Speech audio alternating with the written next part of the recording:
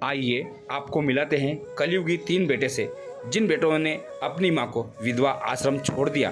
आप ऐसे बेटों के बारे में क्या कहना चाहोगे? देखिए इस बूढ़ी मां की हालत, जो कि आप देखने लायक भी नहीं बची है। ऐसी मां को ये 3 बेटे अपनी ही मां को विधवा आश्रम छोड़ने आए हुए हैं। ऐसे बेटों को आप क्या कहना चाहोगे? हमें कमेंट में ये बातें ज़रूर बताइए। क्या अब आने वाले समय में इनके बेटे और इनकी बेटियां इनको विधवा आश्रम नहीं छोड़ेगी, जिन्होंने अपनी ही मां को विधवा आश्रम छोड़ दिया? दोस्तों, अपनी राय और अपनी बातें कमेंट में ज़रूर बताइए। आप ऐसे लोगों को क्या कहना चाहोगे? और दोस्तों, कमेंट में राधे राधे लिखना ना भूल जाएं। अगर आप हमारे चैनल पर नए हो तो चैनल को सब्सक्राइब और वीडियो को लाइक करना ना भूल जाएं। राधे राधे। कल आपकी जो पत्नी कहाँ, आपकी पत्नी कहाँ है? वो चल नहीं पाती, सारे बिना सारे चल नहीं पाती। आपके और 2 भाई हैं, तो क्या उन भाइयों के पास एक माँ को खिलाने को रोटी नहीं है?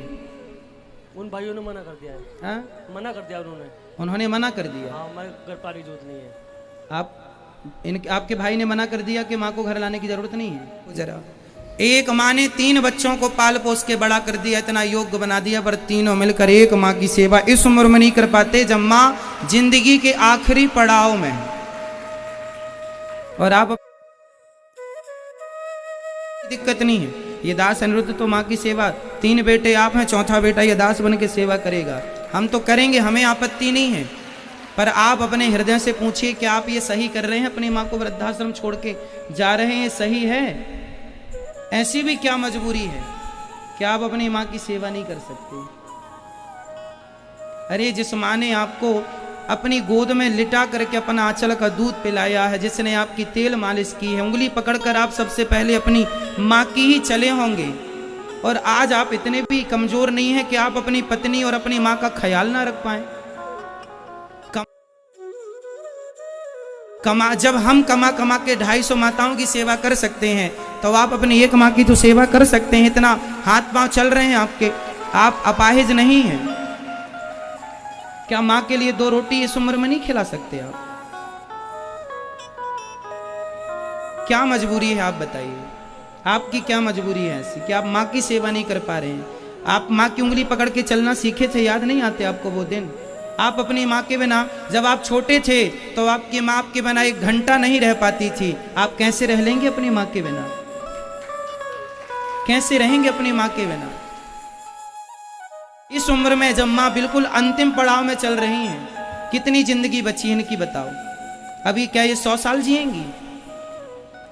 इस उम्र में बेटा बहू का प्यार चाहिए होता है, नाती पोतों का प्यार चाहिए होता है। सम्मान की 2 रोटी देते जाते तो वहीं से कथा सुन के अपना मैया हम तो रखेंगे, हमें आपत्ति नहीं है, पर आप अपने हृदय से पूछिए कि कल यही घटना आपके साथ होगी, तब आप क्या करेंगे?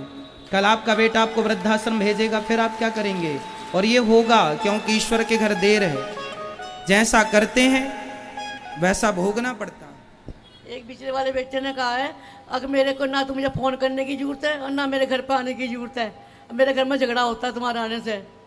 बेटे ने कहा? हाँ जी, पिछले इसके छोटे इसके बड़े भाई ने। और कोई मुझे रखने को तैयार नहीं है।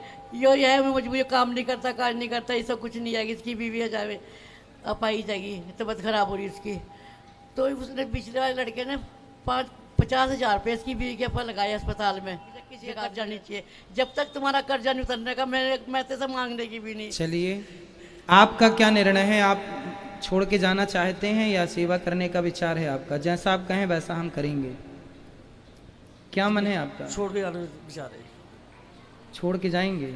माँ की झगड़ा होता है, माँ का और पत्नी का आपकी झगड़ा होता है, सास बहू का झगड़ा होता है। आज वो उसको दिमाग में ये नहीं आता है, ये सास है मेरी, वो मुझ से ऐसी झगड़ती है, लड़की से ऐसी बोलती है। तो आपकी पत्नी आपसे भी झगड़ा करती है? हाँ जी, लड़की से भी बोलती है। तो आपकी माँ से भी करती है? बराबर, उसको ये नहीं पता। तो फिर उसे भी वृद्धाश्रम भेजो ना, उसे अपने संग रखेंगे, माँ को वृद्धाश्रम, उनको भी छोड़ देना, हम उनकी भी कर लेंगे सेवा। बस मैं तो दोनों को ले गया हूँ। पत्नी जब आपसे भी लड़ती है और आप समर्थ हैं, समझाओ अपनी पत्नी को। कौन पत्नी नहीं लड़ती सास से? हर घर में सास बहू का झगड़ा होता है। इसका मतलब ये थोड़ी कि बेटा माँ का हाथ पकड़े और ले जाके वृद्धाश्रम में रख दे के लो हमारी पत्नी से तुमने झगड़ा क्यों? होते हैं, खटापटी चलती रहती है। आपको मारती भी है?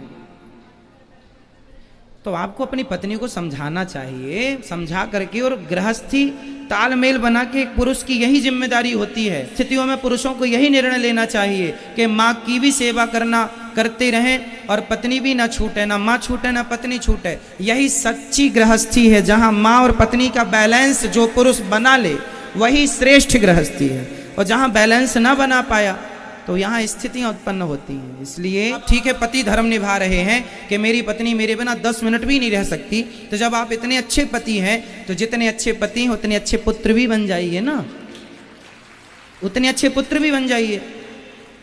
अब माँ की इच्छा है जो महाराज जी मेरे पे काम नहीं होता, मुझे 4 बजे उठ के खाना बनाना पड़ा है, बर्तन मांजने पड़ा है, झाड़ू लगानी पड़ा है। मेरे पे काम होने की व्यवस्था नहीं, मेरे पे खड़ा नहीं हो जाता। मेरा पैर ऑपरेशन हो रखा है, मेरी उम्र काम करने की नहीं है। बिल्कुल नहीं है आपकी उम्र काम करने की। मेरे हाथ पैर कांपते हैं। तो घर का सारा काम इनकी बेटी है, वो थोड़ा संभाल लेगी। कोई नहीं करता जी, कोई नहीं करता। तो आपकी बेटी आपको पानी भी नहीं देती, आपके साथ नहीं देती, क्यों? कैसी बेटी है? गुरु जी, मैं तो मेरी ये प्रार्थना है आपसे, अगर कल को मैं मर भी जाती हूँ तो यहीं मरूँ, मुझे इनको खबर मत देना, इनको तीनों को कोई खबर मत देना। आपके हाथों सिंहवाई जाऊंगी मैं, मेरा सब। चलो, इन बेटे की मजबूरी बता रहे हैं, पर 2 बेटों की तो कोई मजबूरी नहीं है। वो भी ऐसे ही है, वो भी ऐसे ही ऊपर से बेटे को समझाया नहीं कि बेटा कहे तू अगर ATM ले लेगी तो मैं जहर खा के मर जाऊंगा, अपनी पत्नी को भी जहर दे दूंगा, अपनी लोंडा को भी जहर दे दूंगा। मैं कहा जो मर्जी कर ले, तू जहर दे ले या कुछ कर ले, मैं 2 मिनट ज़्यादा तुम्हें ATM नहीं दे सकती। मैं अपना मरना जीना सुना लूँ, मेरे करोड़ों में पैर लटक रहे हैं, मैं पता नहीं किस वक्त मेरी आंख बंद हो जाए, तभी तो करेंगे ये अपना। चलिए ठीक है, अब आप जब आपके बेटे की और आपकी इच्छा है, कोई नहीं है आपकी सेवा करने वाला, तब फिर आप गौरी गोपाल आश्रम में ही रहिए। और ये दास अनिरुद्ध आपका बेटा बनकर, चौथा बेटा बनकर आपकी सेवा करेगा। पर यह अच्छा संकेत नहीं है कि आज की औलादें खुद अपनी माँ को लेकर वृद्धाश्रम आ जाएं। और कलयुग चालू हो गया है, जहाँ देखिए बेटा अपनी सारी जिम्मेदारियों से पल्ला झाड़ ले रहा है, कोई जिम्मेदारी नहीं समझने को तैयार है। इसलिए आप लोगों से ये दास अनिरुद्ध कहा करता है कि आप लोग जो सहयोग करते हैं उसी से माताओं की सेवा होती है। इसलिए अब इन माँ के बेटे ने जब साथ नहीं दिया तो आप इनके बेटे बनकर साथ जरूर दीजिएगा, आप इनकी बेटी बनकर साथ दीजिएगा, आप इनके अपने बनकर साथ दीजिएगा। क्योंकि ये दास अनिरुद्ध भी आप सबके सहयोग से ही इन वृद्ध माओं की सेवा करता है।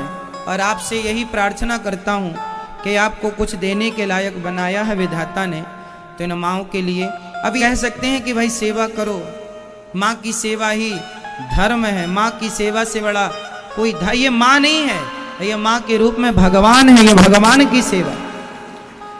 बेटे के पास 2 ऑप्शन थे, या माँ की सेवा करे या पत्नी की, उसने पत्नी की सेवा चुनी, माँ की सेवा नहीं चुनी। चाहता तो माँ की भी कर लेता, अरे एक आदमी माँ और पत्नी, चलो पत्नी तुम्हारी अपाहिज है तो उसकी भी सेवा करना पति का धर्म है, चलो तुम 2 लोगों के क्या बर्तन नहीं धुल सकते। अब कह रहे हो कि हम तो कुछ करते ही नहीं, तो नहीं करते तो सेवा करो, 2 एक की कर ही रहे हो तो एक की और कर लेना। लेकिन कोई जिम्मेदारी नहीं समझता। इस उम्र में, मैया कितनी उम्र है आपकी? 1949 का जन्म है, 1949 का। अच्छा, और वैसे कागजों में मैंने 48 से लिख रखा, तो लगभग 72 वर्ष के लगभग होगी मैया। अब कोई काम नहीं होगा इस उम्र में। इसलिए 3-3 बच्चे इसलिए पैदा करते थे माँ बाप कि एक नहीं तो 2, 2 नहीं तो तीसरा काम आएगा, पर क्या जाना था कि तीनों काम नहीं आएंगे।